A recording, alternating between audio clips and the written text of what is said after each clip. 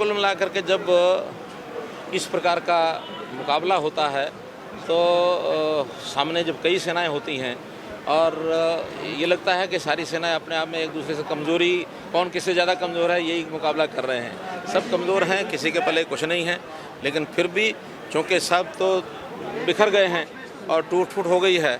कांग्रेस बिखरे हुए भी लेकर के एक दल के नाते से चल रही है, तो थोड़ा बहुत तो कांग्रेस से सावधानी हमको बरतनी है। लेकिन कांग्रेस भी ये मान के चलो कि उसका बिस्तर बोरिया गोल हो चुका है। 10 की 10 सीटें भारतीय जनता पार्टी जीतेगी, क्योंकि यहाँ की जनता ने मन बना लिया है।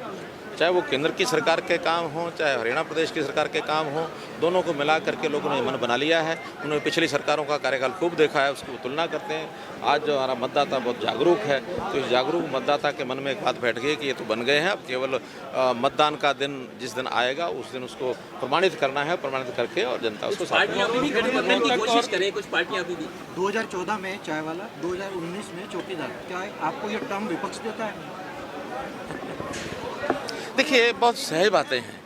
आखिर नरेंद्र मोदी जी का नाम चाय वाला यानी उनके इतिहास में से एक बात निकली। अब वो कोई उन्होंने छुपाया नहीं है कि भी वो छोटे होते थे, बचपन के अंदर उन्हें अपने पिताजी के सहयोग में और गाड़ी के डिब्बे के अंदर घूम घूम के चाय बेची तो उन्होंने चाय वाला कह के मजाक उड़ाया, और उस मजाक उड़ाया तो उनको ये पता नहीं लगा कि हाँ भी इस प्रकार के सामान्य काम करने वाले देश के अंदर करोड़ों लोग हैं। करोड़ों लोगों को बहुत जब बुरा लगा, उन्होंने अपने आप को नरेंद्र मोदी के साथ जोड़ दिया, तो उनको अपनी गलती का एहसास हुआ। लेकिन वो गलती का एहसास होने के बाद भी आगे सतर्क नहीं होते हैं।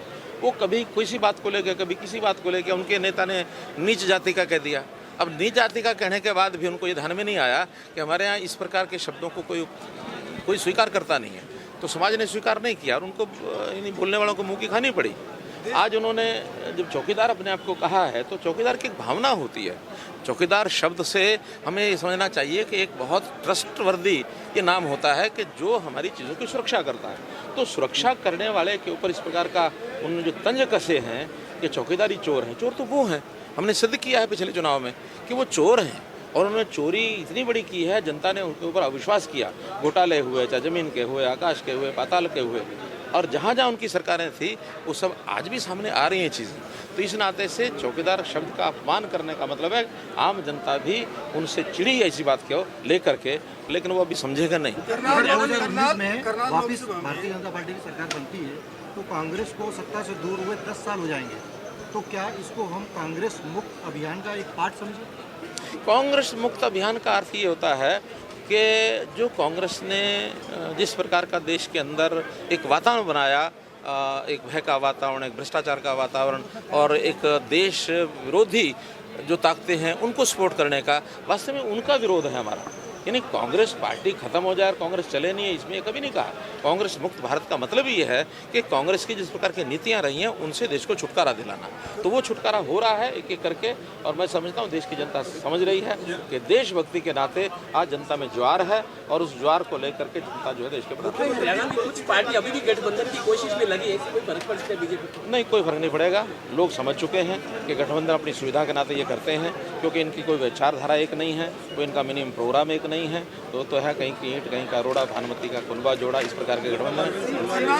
करनाल लोकसभा में 2 जिले हैं, करनाल और पानीपत, और पानीपत ने मन बनाया है कि संजय भाटिया को बहुत भारी वोट दिए जाएंगे, तो करनाल की चुनौती रहेगी आपके? नहीं, कोई करनाल चुनौती नहीं है। करनाल के लोगों ने भी उसी प्रकार का मन बनाया, पानीपत के लोगों ने भी उसी प्रकार का मन बनाया। सभी 9 की 9 विधानसभा इस लोकसभा के अंतर्गत सब के सब भारी समर्थन से और संजय भाटिया को जिताएंगे। न केवल करनाल लोकसभा में संजय भाटिया को जिताएंगे, बल्कि सभी 10 की 10 लोकसभा सीटों पर जिसके पास भी कमल का निशान होगा, भारतीय जनता पार्टी।